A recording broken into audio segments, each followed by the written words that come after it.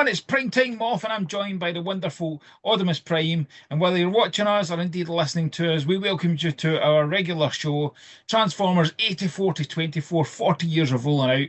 A show that in the year of the brand's 40th anniversary, we're looking back, delving into the vast history of Transformers, going through each of the years, chatting about them, highlights. We're now condensing the last decade into 4 episodes. The last three will cover each of the most recent line trilogies. This week, we're talking Thrilling 30. So, Simon, how are you? Yeah. Not doing too bad. It's been a busy couple of weeks, but It yeah. has, and it doesn't feel like it's going to get any better before Christmas. It feels, if anything, it's going to get actually a bit more mental and a bit more crazy.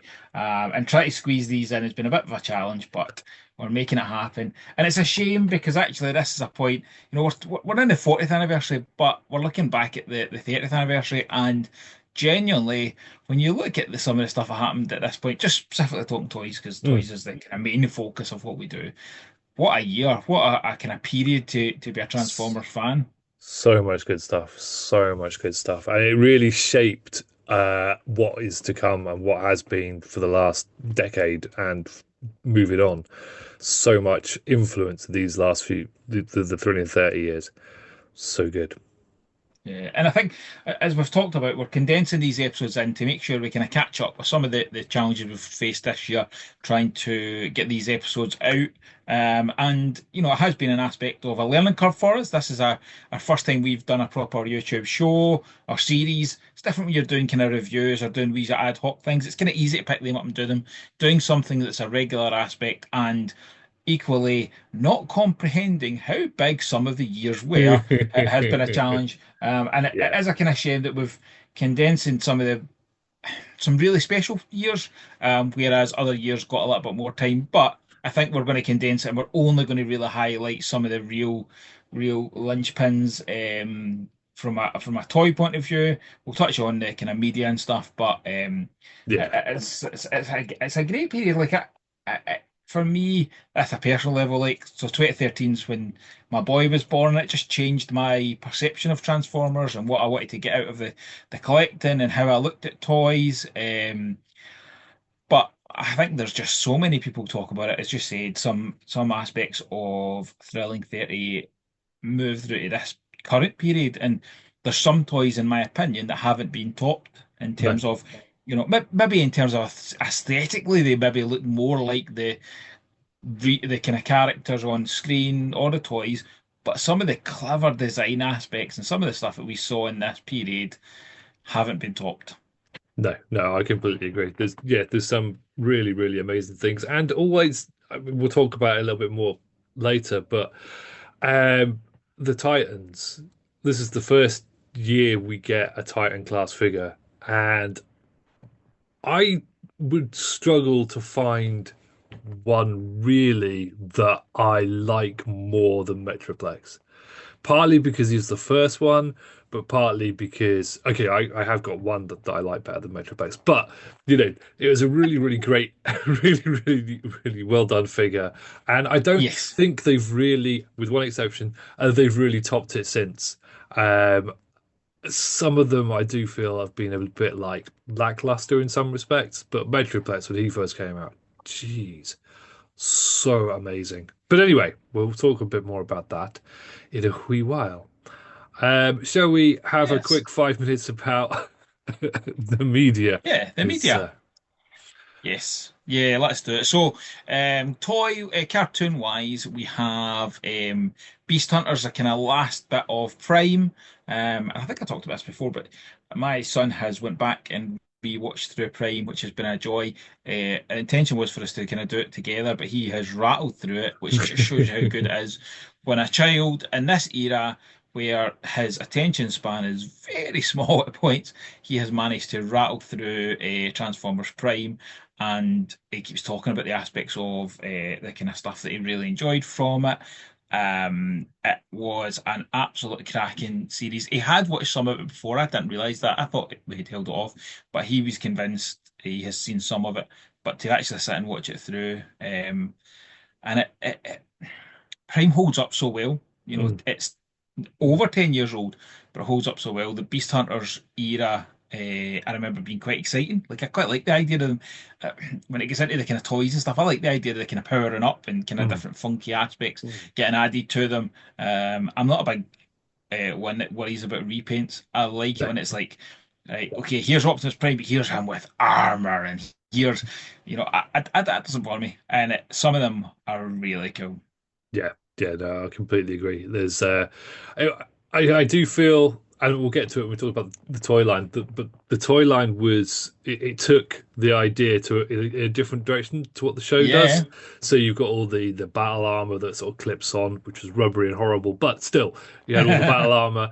You had completely different looks for all the characters in this sort of post-apocalyptic, sort of Mad Maxian kind of thing going on. And it was awesome. But it was nice that the show did take aspects of that and yeah, really went and ran with the whole chasing down the Predacons kind of thing, culminating in a mini movie, um, yeah, yeah, which was awesome and ended in a way that all good Transformers things do, with Optimus Prime dying, sacrificing himself. yes, die, Prime, die. It's all right. He comes back in Robots in Disguise. Uh, Talk about Uh, Robots Disguise. Robots Disguise is I, I don't. I know it's not everybody's favorite, right? I have, and I said this about Jamie being born. It changes your perception of stuff. I have such a love for Robots in Disguise because it was Jamie. That's Jamie's generation one. Like that was his first show. hmm. We watched it together. We then were going and getting the toys and stuff, and more so probably not in 2014, probably in the kind of 2015, 2016. But um, it just was there's a fun aspect to it, and there's some really good characters like the Grimlock coming back as a black and green dinosaur. I'm sure one Hmm. of our friends loved that aspect. In fact, I know he did love that aspect of it. Fix It, Bumblebee being the leader. It was an interesting bit. Just some of the characters in it were absolutely fantastic. It was a really fun watch, and we have went back and watched it with my youngest as well, and he really enjoyed it. Did you watch much of Robots in Disguise? I fully admit that after Prime and then watching the first, I don't know, half dozen episodes of Robots in Disguise, it was a bit like animated. I didn't like it. I didn't give it a fair chance, I don't think, and it's one show I just haven't really gone back to.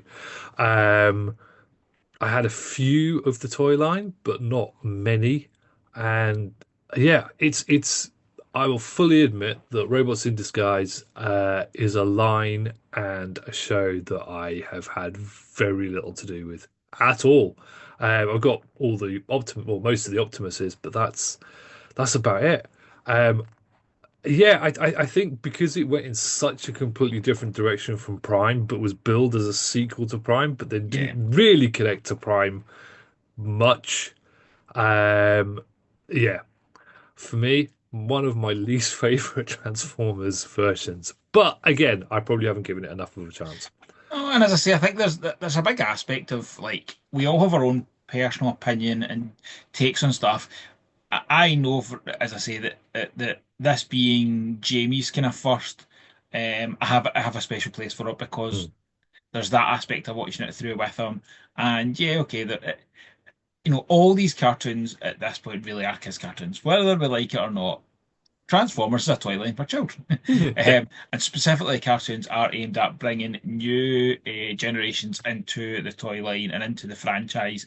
And Transformers RID did that to an extent. Yeah. And it is one of the ones I don't know if I would say recommend go and watch it as an adult without that connection. It might not have that full enjoyment for it. Some of the bits of the story are a bit annoying. It's set in a scrapyard. The bad guys aren't kind of Decepticons are all kind of funky. Actually, I think about it now, and I think go, no, actually, this is a great show. You should actually go. There's, I think as it goes on, it gets better. The first season's kind of throwaway episodes. It's kind of the bot of the week, freak of the week type idea. But then as it starts to delve into the kind of later seasons and it starts to have a bit more connection and a bit more kind of ongoing story aspects, I think it gets better. Yeah, But it's not as if it's a small show. It's not as if it's just a one series going. It's a couple of seasons, so you're kind of a good few episodes to watch if you're going to commit to it, which is a challenge in itself. yeah. Again, it's not that I've ever particularly had anything against it. It just didn't grab me at the time, and I just haven't gone back to it. I wasn't massively taken by the shift in the designs either, like Yeah. Sideswipe with his spiky hair, and um, yeah, I mean mostly that. And I know that we'll talk about this in our next episode because the toys don't come out in this year. I'm just checking to make sure I'm right, but the toys don't come out in this year. So there's a lot more in the next again year that we'll be able to go into. There's some of the toys in it, like this, and I'll talk about it next week. But one of the toys in the RID toy line is in my top five molds ever. Like genuinely, like, and some of them are absolutely so clever, and then they go into kind of later series where they do bring some funky. We talked about gimmicks with it. I've talked about the aspect of the some of the funky gimmicks that toys have had, the animated activators, things like that that are Mm. just fun bits. The RID has that in the latter series, but we'll talk about that when we get to the tin of toy lines of the later series. So the other big one for media for this time period was Age of Extinction. Yes, yes. Thoughts on Age of Extinction? So I think this is the point where the Bayverse movies really took a nosedive in terms of, I'm going to say credibility. Not that they had a lot of credibility before, but the first one was great for many reasons. Revenge of the Fallen was terrible for many reasons, but a lot of that could be blamed on the writer's strike and some missteps. Um, I'm not ever going to defend that film. Dark of the Moon started going back in the right direction, I thought. It was a bit more toon based, the characters were a little bit more sort of fleshed out. And then they go off in this direction where they introduce an entire new slew of human characters and don't have any mention of what happened to the other ones, despite the fact they're so in, uh, linked to Yeah. to the stuff before. Um, and then, yeah, apart from that, it's too big. There's so much stuff goes on in that Yeah. film, like way too much. It has some really, really good characters. Um, I say good That's it. characters. That's a lie. Let me rephrase that. It's got Stanley Tucci in it, and I love Stanley Tucci. I and agree with he that. I agree with that. and he hams it up big time and is quite fun. All the other human characters are awful, all of them, without exception. I, Um, this is the first time I remember being bitterly disappointed. The idea of the Dinobots was just so exciting. I was like, oh yes, Dinobots are gonna be amazing. And it just yeah, so disappointing. you. So disappointing. Sorry, there is one other thing that's good in this. Oh, Kelsey Grammer is also pretty good. He Yeah, okay, give it that. he's pretty good, and Lockdown is Oh awesome. yes, yeah, yeah, yeah. Okay, okay. Um, Lockdown I definitely give you. yeah, Um, but it's not enough to save the film. no, God no. Really not. It was nice to see Prime turn into a flat nosed truck, although his robot mode was exactly the same, so that didn't make any No. sense. Um, and yeah, the Dinobots. Let's have a quick talk about the Dinobots. You spend the entire film looking forward for them to turn up. The film goes on for 7.5 weeks, I think. Um, and the Dinobots only turn up at the end, and they don't do anything except for become mounts for the Autobots after Prime punches Grimlock. Yeah, And that's literally it. You get them in robot mode, what, twice? yeah. It's it's so underused. There's so much of the film had great potential. Yeah, I think at the very beginning is that the kind of first, not even, don't even you'd say the first half. The first half felt like, right, okay, this is gonna be good. Like, I think they're managing to build on the history of the war. Prime's hideaway. There was aspects of it I really thought, oh, yeah, this is quite good. I like the direction this is going, and then it just doesn't. It just goes, yeah. yeah. Oh, and then they have that really, really fun transformation effect with the whole wibbly What is wobbly. it transforming? Like Yeah, what's it's I just just no. oh. Anyway, um, yeah, and we'll talk about it a bit more later, but this is the first of the toy lines that I just did not have an interest in of the No, movie stuff. agree, agree. I might have bought a couple of them, but that was about it. I bought a Grimlock because it's Grimlock. I think I bought the Prime. I bought the Prime because Prime is a flat nose truck's not bad. But Yeah. Whenever I say I didn't I buy any of them, we always accept that I still bought bought all of the Primes. primes. But yeah, I mean, the more I think about it, the more I think I'm actually lying because I think I had the Leader class Grimlock and the Voyager class Grimlock, and I had a couple of the other Dinobots. Liar, I liar, think pants on that. fire. Well, no, it's I'm remembering. I'm sort of blotted them out of my Yeah, brain. I think it's the aspect that you don't. These films with I prefer Sam as a human antagonist, and I connect to Sam more, and Mm. I enjoy those first three films more. If I was to sit and watch a Transformers film that wasn't Bumblebee, because that's my favorite live action, it's what that I would go back to the original three rather than go to these. I've probably Yeah, watched these the least, and that's including Rise of the Beast. I've watched Rise of the Beast probably more than I've watched these two, yeah. this and the sequel. And I didn't connect to them. The next one's the worst of the films, but It we'll is. get to I've that when we got get some to that bit. interesting stories about that one.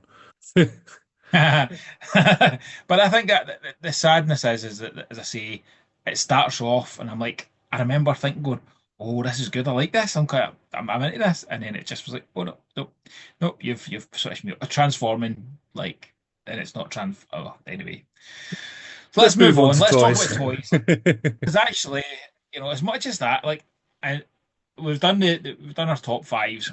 I've been cheeky and put honourable, non kind of mainline kind of released light ones in as kind of honourable mentions, but there's a lot of toys over 2013. You've got the final kind of or 2013-14. You've got the kind of last of the Transformers Prime toys. Creo kicking in. You've got the Generations, which is the kind of thrilling 30 stuff. A pile of bots. There's absolutely like loads of really good stuff, but neither is, I don't think, when we were thinking our top five, picked any movie ones. And I No, think that speaks volume for the yeah, aspect of every other one we've there's been something special we liked about the movie ones. There's always been something we've chatted about, but I don't really feel that in these. I looked through them and I was like, no. yeah, they're okay. There's nothing, nothing stands out.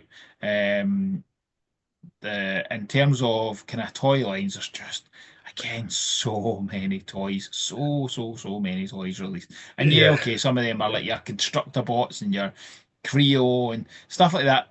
The Angry Birds, Hero Masters.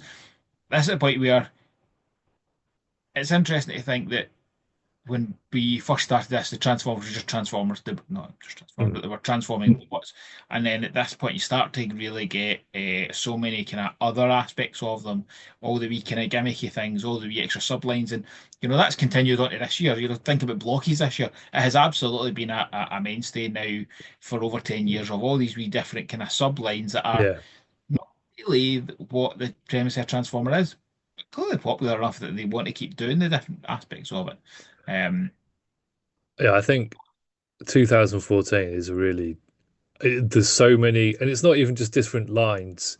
It's completely different, like ways of going about Transformers. Because you got the movie stuff, you got Creo, that's a completely separate thing, but it sort of goes into movie stuff and then it goes into non-movie stuff. You got your Chug Generation stuff that we've all sort of taken on to. yeah, The Construct bots, the Rescue bots, the Angry Birds, the Hero Mashers, Prime. That's a lot of different. That's too many, too many different like takes on Transformers in such a short period of time. It's like 6 or 7 completely different, Yeah. unconnected versions of the franchise. Although Rescue Bots might be connected to Prime somehow. I forget what the idea was there. But anyway, It's funny, like obviously this is the point where Jamie's born. I have never really watched Rescue Bots. I always got him to watch the kind of more grown-up one because actually A, I could enjoy it, but B, no, A, I could enjoy it and that's it. Rescue Bots never appealed to me. And I hear so many people talk about it in a really positive way. And maybe I should have get a try. I'm not. I don't think it's one I'd go and watch without a kid, and both my kids are too old now to go back and do that. It's a shame, but that is what it is. maybe you need to have another one. Um, No, no, no, no. Shh, don't say any things. So let's talk. Let's talk. Can I get interest was? Do you know what I was thinking there while we're chatting? And I'm going to quickly check it. So I went to my first auto assembly in 2012. I think there was a convention exclusive in auto assembly 2013. So I am going to check. And I had conversations with Billy recently about the aspect of the challenges that conventions have having convention exclusives. But I think auto assembly in both 2013 and 14 had convention exclusives. So I'm going to just check while we're chatting. I was like, that's cool. Yes, we did. well, there you go. So, uh, so when we get to third party, because they're third party toys, because the challenges that small conventions in the UK have is they're not Hasbro connected, so they can't get a Hasbro toy. So in a period in auto assembly, 2013, I'm sure 2014, I'll check 2014 in a second, did do convention exclusives. But so let's talk our top spots, right? So I cheated. I found it really. I could have picked a top 10, a top 15 based on one of the toy lines, and that was the Thrilling 30. Like, how good Thrilling 30 was when I look back, and I cheated. I've cheated in the fact that one of them I've went for the kind of two versions of the one mold as a one choice because I found it really tough to pick through and go through. And honestly, like, Thrilling 30, you've talked about Thrilling 30 Metroplex.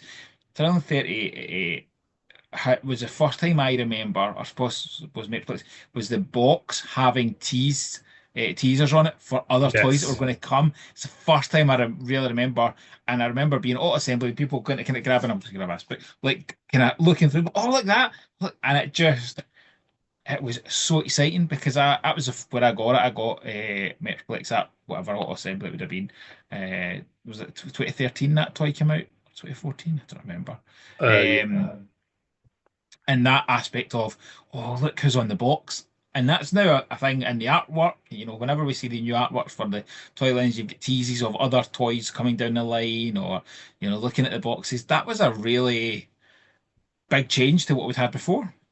Yeah, no, very much so. I think the one that really sticks out is Sandstorm because he was on Metroplex's box and his figure didn't come out for quite a while after that, as I recall. And we hadn't seen him as a toy for a long time after that. But yeah, he was the one that sticks in my mind as a teaser from a box. Yeah, yeah, that's right. And that was like kind of him and his VTOL kind Yeah, of jet mode, yeah. wasn't it? Yeah, yeah. But that just, I remember that box. I remember that feeling. It was a very exciting time. So how do you want to do it? Do you want to go through our top fives? Yeah, let's go. Let's go. We'll take it in turns to do our top five, and then we'll do the honorable mentions. So Sounds you can good to start. me. Cool. Okay. I am going to cheat. I am going to pick Springer and Sandstorm. Thrilling Theatre, Springer, Sandstorm, both are absolutely fantastic. The fact that they are the same mold, um, and I've listened to Nick Roche talk about the fact he designed the toy for Sandstorm, and then they retrofitted it to fit his Springer. Like that's just mental. Like that you could the two of them are very different. They have got obviously similarities, of course they have, because they're mold borrow, but they are so unique. And the Springer looks like he jumps off the last Mm. stand of records, like just looks amazing. The Sandstorm with its big June buggy wheels, just Yeah. I absolutely love those toys. And yes, we have had absolutely more accurate toy stroke cartoon stroke comic versions of these toys in the last few years. They too might be my favorite versions of those characters because their toys are just so fun. Yeah.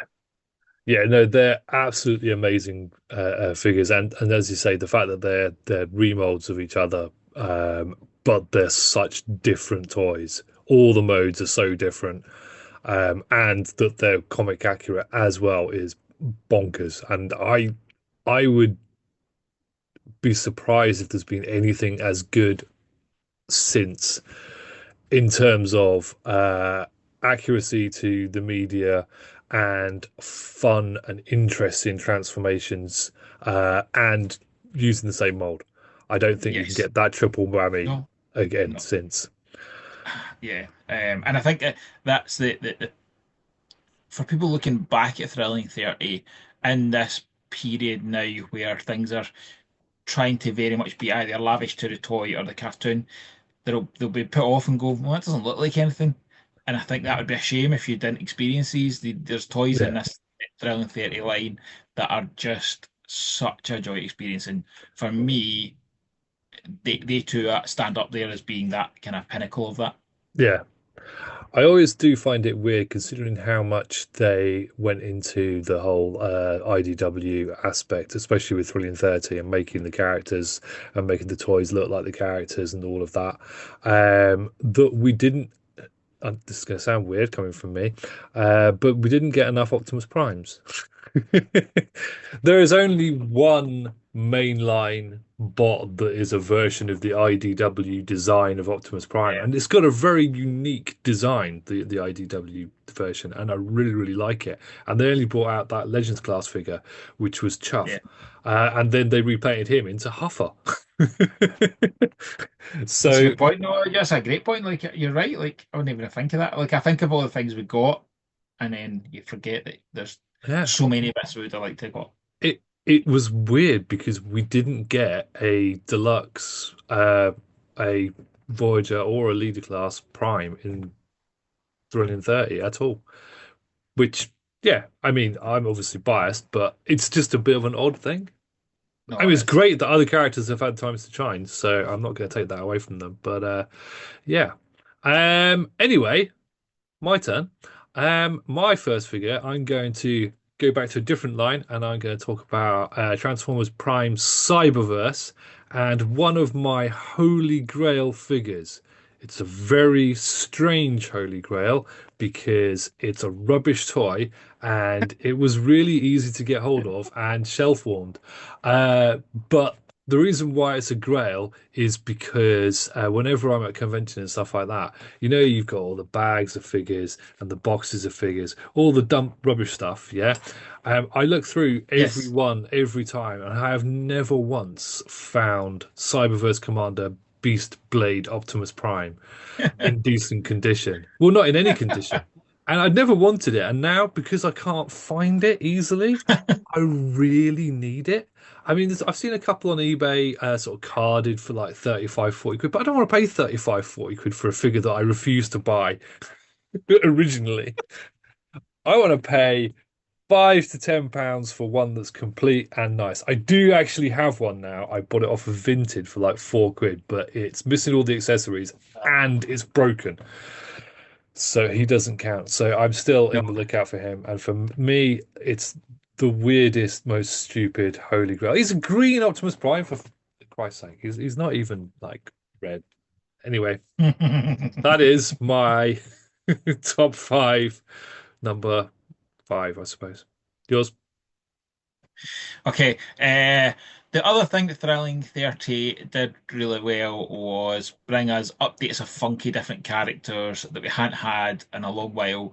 And the one that I absolutely love, because I love Headmasters, which I didn't get. I didn't have them originally. Like I didn't have any of the original ones. I missed them out. So this was the first time that I like was able to go to a store and pick up a proper headmaster, and it is Brainstorm, the IDW version of Brainstorm. The only negative of this toy is it doesn't come with a briefcase. If that came with a briefcase, it would have been the almost perfect toy.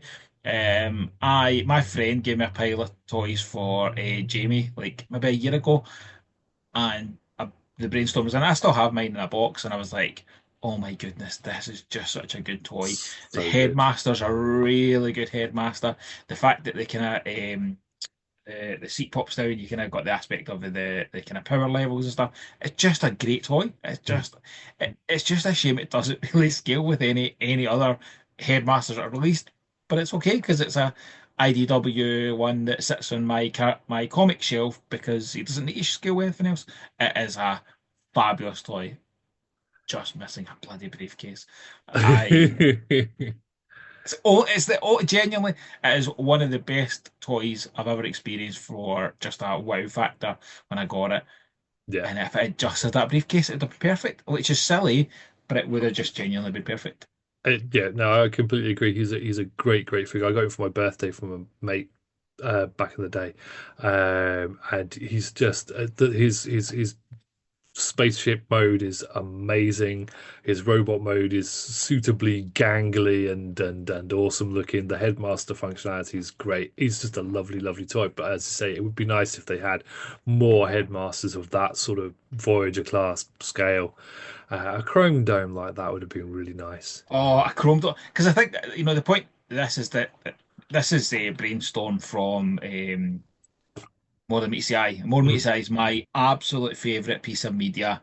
There is an aspect to me I would love to have proper.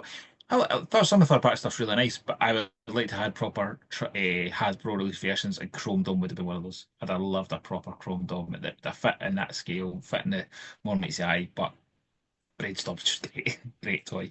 So good. Right, I'm going to delve into a different line.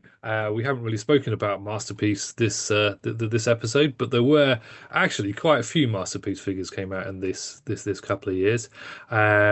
As I said, we're not going to go over every single toy that came out because that would take us far too long, and has taken us far too long in previous episodes. So anyway, I'm going to go for the Masterpiece figure that is the one of the figures that actually means the most to me out of all of the Masterpiece toys, and that is MP18 Streak, because it is Blue Streak, and Blue Streak was my first Transformer. It's just a repaint of Prowl, because Datsuns, and they have to be. Well, you have to have all of them. I won't talk about it because I don't think it's this year, but Smokescreen was actually an incredible toy because Mm, even though he was a repaint, they really went to town on making him they look did. different. Yeah. And he was one of the first times that this MP line sort of swerved towards animated a little bit more because you had that Yes. animated style head as opposed to the sort of more toy-esque head. But yeah, Streak was great. I still have my original one tucked away in a box, which needs to go on a shelf somewhere at some point. They did an animated version a little bit later on, but the first one, it's just a lovely toy. And like the rest of the Masterpiece scale cars, it's just a lovely little transformer. Yeah. Yeah, those masterpiece cars was a great period. And one of my honourable mentions is the G2 Lambo. Mm. I think that that set of car bots, the wheeljack, the streaks, just absolutely crackers, Yeah. absolute crackers. I love that streak mold. Like I've got every version that they released of it because it's such a nice mold. That's a mold really fits Yeah. the MP line. So yeah, no, it's a Mhm. great choice. I'm just going to keep sticking with Throwing 30 because genuinely, like, it's one of my favorite times of collecting. And I'm going to throw us back to what another aspect that it did really well. We're in this kind of period just now as well where the anniversary is not just going, let's just go G1 1984 bots and update them. It's let's bring some cracking characters and toys from the history of now we're doing the 40 years, but at this point they were doing the 30, and they brought us some absolutely amazing versions of Beast Wars characters. And the best of those, in my opinion, was Rat Trap. That Thrilling 30 Rat Trap is like masterpiece-esque. It's that bit bigger, that bit nicer size. It kind of fits in with the MP Beast Wars stuff. but it's just a fantastic figure. Really posable, really detailed, and great in both modes. I absolutely love that rat trap. I'm going to The follow on from. Rhinox was good too, by the way. Yes, apart from he was always floppy. I never Yeah, it found a was. But non-floppy Rhinox. But I'm going to carry well, on I had with two, your. two for that same reason. I'm going to carry on with your thrilling 30s and also Beast Wars and go for a bit of good old Waspinator. The version of Waspinator for Thrilling 30 was just so nice. It's a really nice sort of update of the character, and Waspinator is my favorite one of my favorite characters in Beast Wars.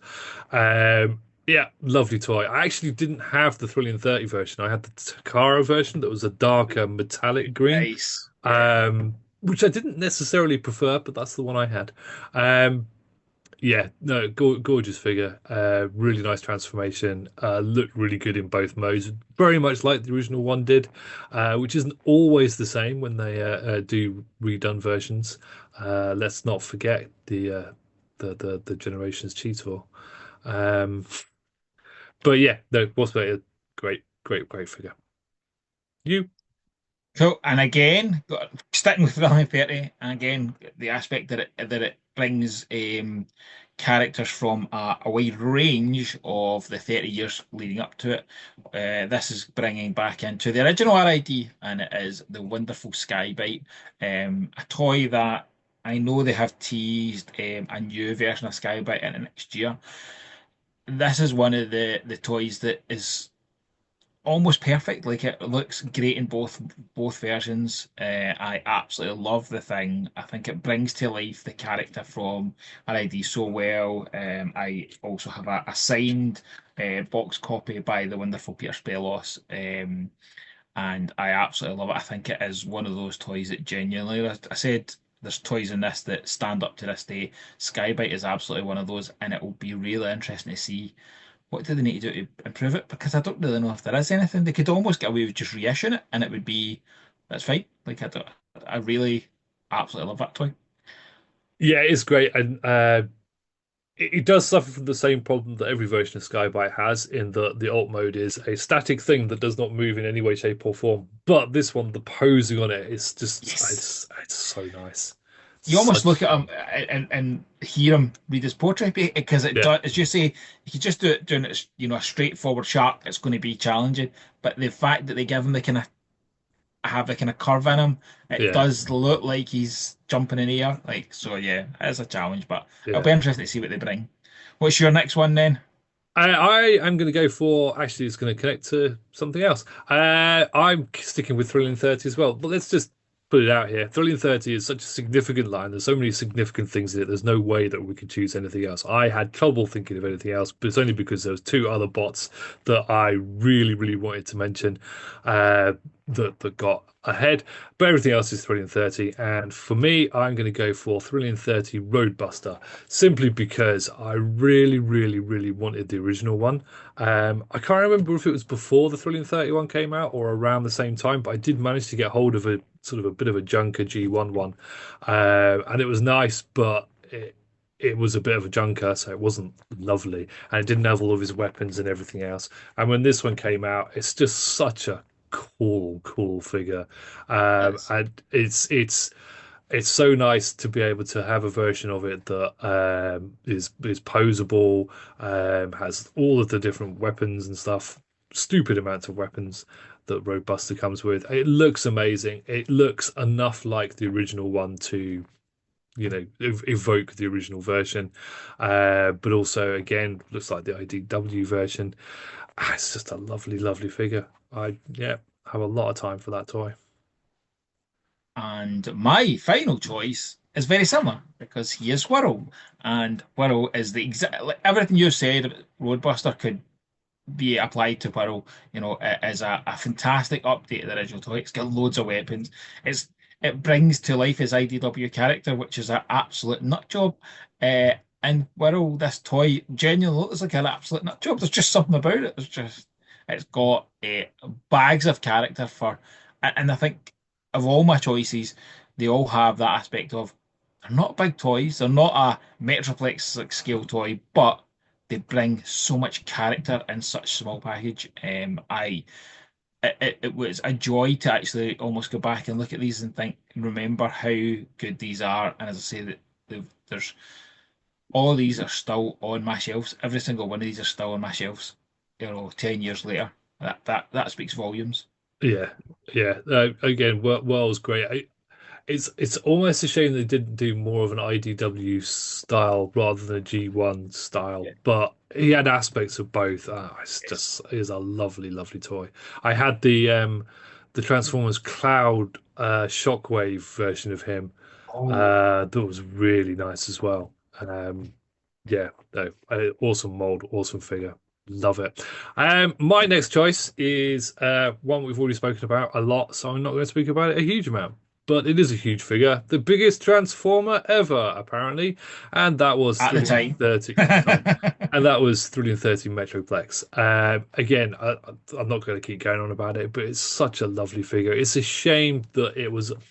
I wouldn't say they skimped on the accessories, but they sort of skimped on the accessories. It's this gigantic figure, but you didn't have six gun. You didn't have two of the two big red blasters, unless you bought the was it the Comic Con version? No, the Japanese version had two of the red guns. But yeah, absolutely amazing, cracking figure. Looks amazing in robot mode. The base mode has got a presence to it. It's so big. And the vehicle mode is rubbish and it is always rubbish and should always just never be put into that mode and displayed. It should always be in either bot or robot. Although it is impressive, it's a massive thing. But yeah, it's a great toy. It's just a shame they didn't have any scaled figures come out with it that would have been. What problem was is that like on the his kind of chest, the bit under his head, it had pictures of like scale bits. They couldn't have done Yeah, scale figures. They'd been smaller than the kind of Galvatron and stuff that came with Unicron. Like it yeah, just made him so big that it was like, you've kind of made that too big. He's not that much bigger than the ones. But if you take yeah, that aside, the fact that it's got kind of a voice chip as well and stuff, that that feeling of the first Titan, I remember being excited to get that. I remember picking it up and being like, oh my goodness. Metroplex was one of my favorite toys growing up, so it was a great chance to get a kind of updated version of it. Do I think he's due an improvement? I think they could. I think now, definitely. the advancements they've made in their Titans, I think it'd be wonderful to see. But I think for it was an event toy. Like it Yeah, really felt like an event toy. I've talked about that aspect at TFNs and other podcasts like at auto assemblies, TFNs. There's always like an event toy.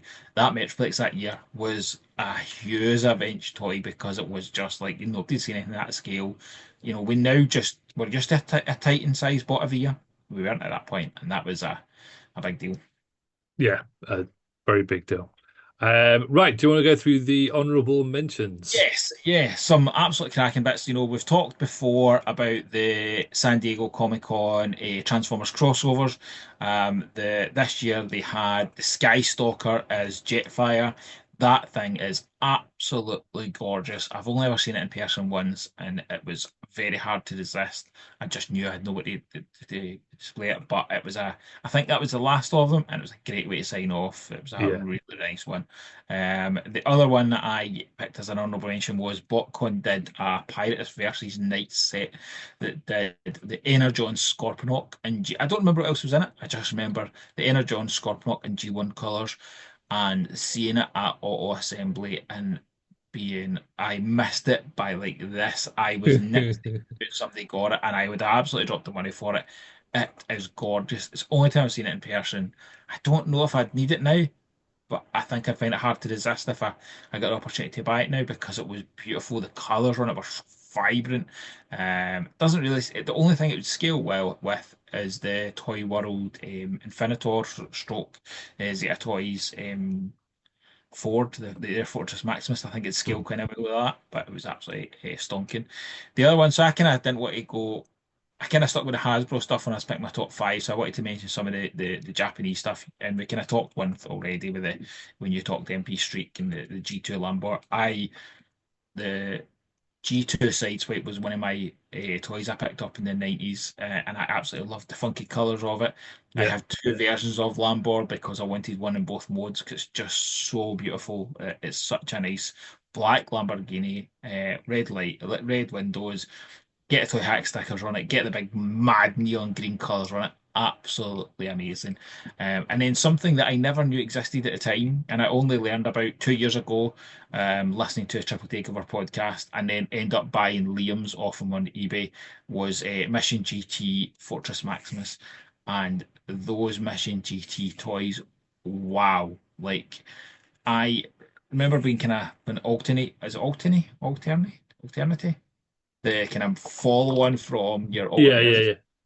going a smaller scale. I was like, oh, this doesn't interest me. So I kind of think I'd heard Mission GT and it just didn't interest me.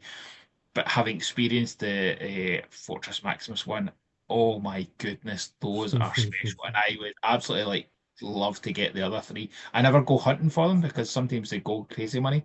But that Fortress Maximus was fantastic. So that was my kind of honourable mentions. Any kind of jump out to you from your kind of top five? There's not any one. The other honourable mention that I completely forgot existed. Talking of exclusive Jetfires, the Thrilling 30s Jetfire was a Oh stonking yeah. figure. Oh yeah. Um, Yes. Yeah. Yeah. Absolutely gorgeous. It had the mask of the like the Valkyrie, but it also had the normal sort of sci-fi kind of face.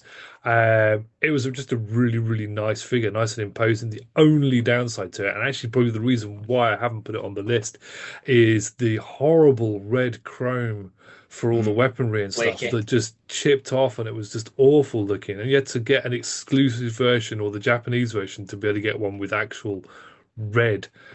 But yeah, I remember actually, I think it must have been auto assembly. I didn't go, but I got friendly with a guy on one of the forums and he went and picked up a load of stuff for me, amongst which was that figure. I remember meeting him at a station, picking up a big bag of toys that he picked up for me.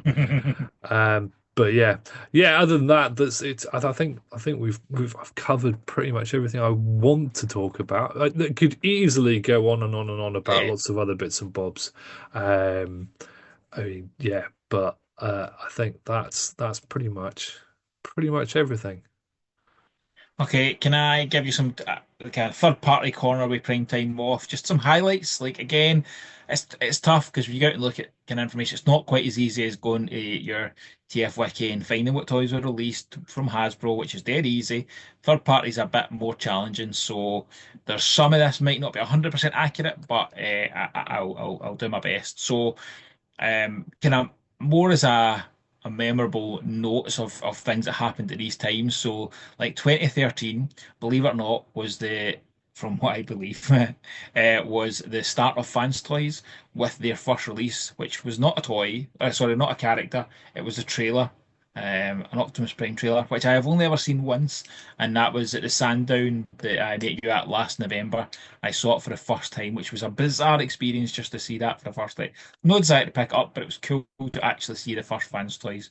Um, Fans Project brought out their Glacia Lord, I think it was called, which was their kind of their take on a G1 combiner. And a lot of people don't like your third parties because it's like, oh, they're stealing Hasbro's license, they're using the stuff.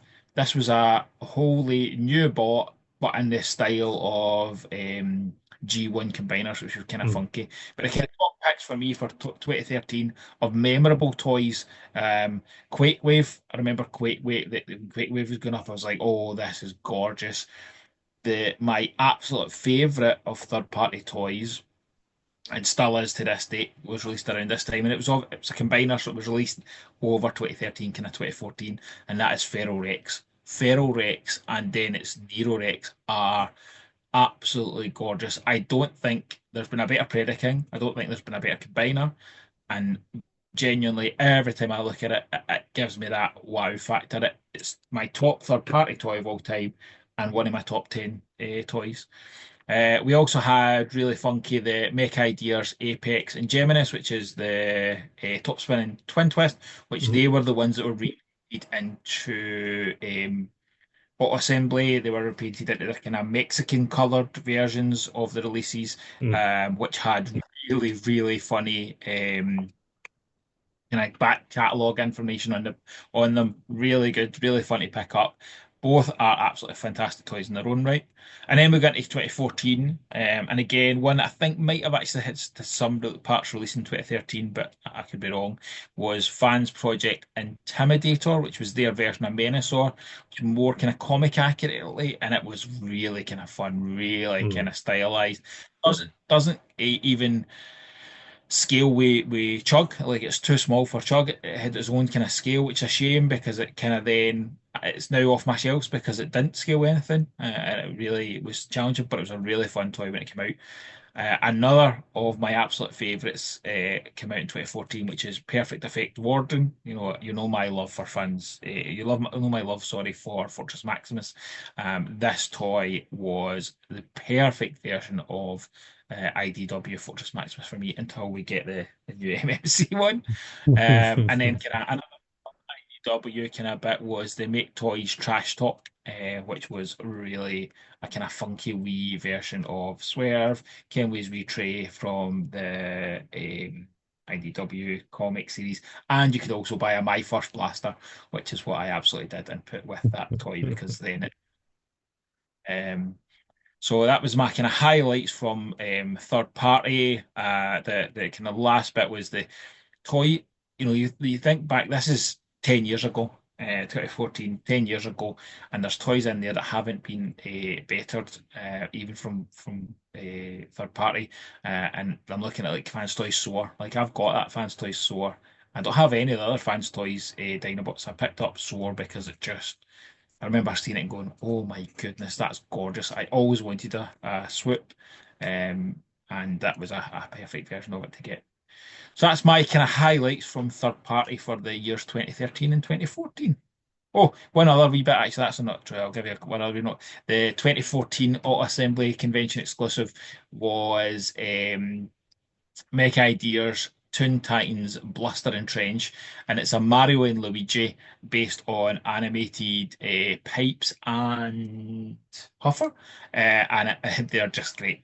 They are just Mario and Luigi. They come in a kind of Nintendo style box, and they are absolutely cracking. So that's me now really finished third party update. So I was just having a check because my first third party figure that wasn't an Optimus Prime was Fans Project Madlaw. I was just checking when he came out, but he comes out in Oh, 2015. So that'll be next episode. um, yeah, I think that just about wraps things up in terms of what we were going to talk about this week. yeah, but one other one was, and I kind of highlighted on the previous one was, this is the year I got the best toy of all time. 2013, I got the greatest toy of all time, and that is, of course, Wheelie. No, sorry, it's not. The War Fortress Maximus, which is just my favouriteest thing, favouriteest memory from all the aspects of it. I've got beautiful pictures. I'll put up in a week in a short of putting my son Jamie as a baby sitting beside it and taking great care not to let him break it. But finally owning a Fortress Maximus, like I've never had a desire for a toy thereafter like I had for that toy to get that and have it. And I had a Brave Max by that point, but there's something different about getting Fortress Maximus. So that, Yeah. that was my highlight of that kind of period. And as I say, as we go forward into the other years, I have a different experience of toy collecting now because I've got my boys, and it's a different bit watching them do it and kind of come along the journey with me. But that picking up Fortress Maximus, an absolute highlight of my collecting time. Yes, you haven't mentioned it before. And I'm sure you'll never mention it again. No. Yeah, I sort of never had a Fortress Maximus. I don't need one either. I don't have the same attachment to it that you do, but I have played with one, so that'll do me for now. No, and I think that's the joy of this collecting, and we've definitely had this conversation throughout this journey, as we all have different loves for different things. There's different bits that will connect.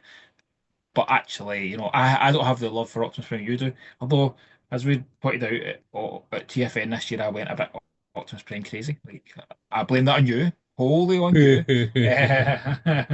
But I think that there is a joy of the actual, learning from other people. What do they like? Why do they like it? How do they display it? There's so much joy in that.